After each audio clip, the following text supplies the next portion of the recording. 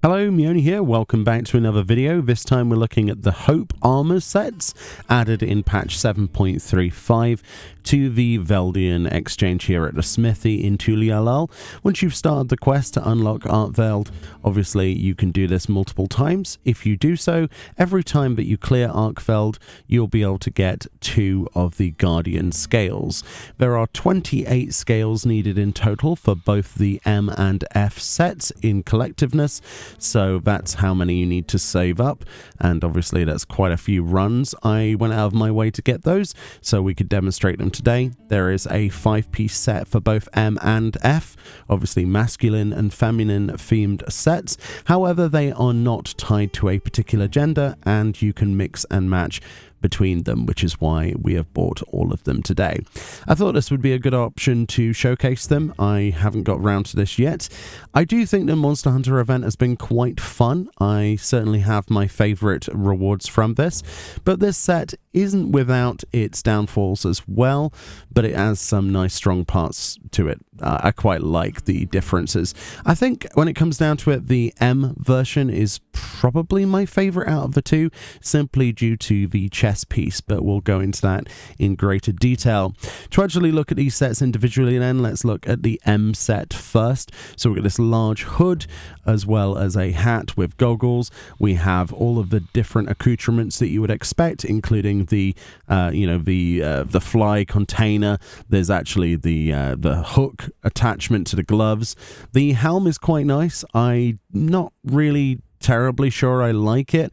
I wasn't a massive fan of the original, but it is one-to-one of the Monster Hunter Wilds starting gear, the Hope set. The chest piece is definitely my favorite part of this. I do think that the detail on this is exceptional. It is basically a port straight from Wilds. It has been adjusted, obviously, to fit our characters and looks pretty good. We've got some shurikens in a jacket pocket there. The gloves are probably my favorite part of both of these sets. They're asymmetrical, but the left side has the hook attachment and the right side has a fairly basic looking glove. The underside then of this, because you wouldn't normally see the leggings, that's what those look like on the M attire. And probably one of the coolest options out of all of this is the boots. These are the M boots, and I do like the metallic spurs on the back there, like you could kick into the ground to hold yourself still. Yeah, they're just really, really nice, really kick-ass. The F version then is a lot more exposed, obviously. We have a lot more skin showing on this, a completely different setup of gear. The helm then, instead of having a large hood, is exposed with this hat and goggles. And the top is obviously a lot shorter. The one thing I don't like about the hat is that we've got this kind of bandana motif going on underneath the hat, which does not change color. You'll see in the dye previews later. Quite disappointing. You really have to like this hat to want to use it. The chest piece, again, actually has a pretty bad clipping issue if your character has long hair, which, you know, female characters normally do, right? So yeah, the collar will clip through. The gloves are probably, like I said before, the best bit. They are very similar to the other one, slightly different color changes, different textures, but I do love that, the hook shot on the arm there. The skirt is something you can't normally see very well, so I've shown that separately as well. It's kind of like a leatherette skirt. The boots are lovely, much like the M boots. They are slightly different with the different types of spikes there. But yeah, these actually are pretty amazing. I'm going to use those for all sorts of things, including alternative sets as well, because of the spikes. They could go quite nicely with the Galatea attire. So let's go through some dyes then. First of all, let's do the M version first. We've got Fran looking the other way, my character looking forwards with dual channels. And I have to say, some dyes are obviously going to be better than others. There are good sections of this outfit that do not change color. That is one thing to note. We're going to always have that kind of sort of leather, scaly type black color in the inside, but of course the secondary palette is actually the main palette, if that makes sense. The primary palette is just the the shoulders there, for example, of the chest piece and the underside, whereas the main fabric is the second palette, if that makes any sense. I do like the details on this. Like, obviously we've got carmine red and jet black bringing out all of the details. You know, the closer you go with darker colors, with richer, brighter colors as an offset is always going to look nice. Yeah, it's a really nice looking set of pieces. I don't think I would go around personally in a full set. I would definitely use parts of this. The boots are one of my favorite parts, and a jacket. The only thing that obviously traps the jacket into you know, not being able to be used that much is the, you know, the fireflies running around that little you know, the guidance flies little cage thing. I forget the name of it. My goodness, it's like I've never played a Monster Hunter game before. But yes, aside from that, it's got some pretty nice usability in terms of glam, and I do like the gloves as well. Yes, so let's have a look at the F attire then, which in contrast pretty much dies the same way, but you've got less fabric to change the color of, so you're going to have limited options.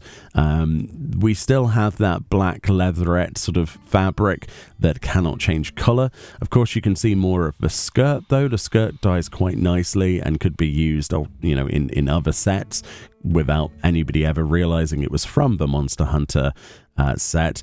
Personally, I do think we would have benefited from getting the Arkveld outfit in this game. The Hope outfit was not my go-to wish. I never expected us to get that. It does make sense though, because it's the starting gear in Monster Hunter Wilds. Like, this is what you will rock up in at the start of a game.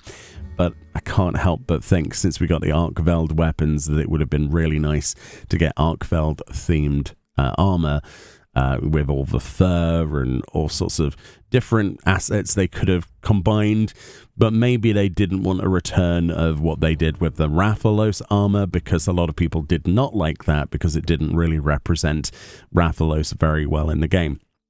It was a cool set, but it didn't immediately scream Rathalos. So at least this way, you're getting something that is near to a one-to-one recreation of a set that you can physically get in the Monster Hunter game.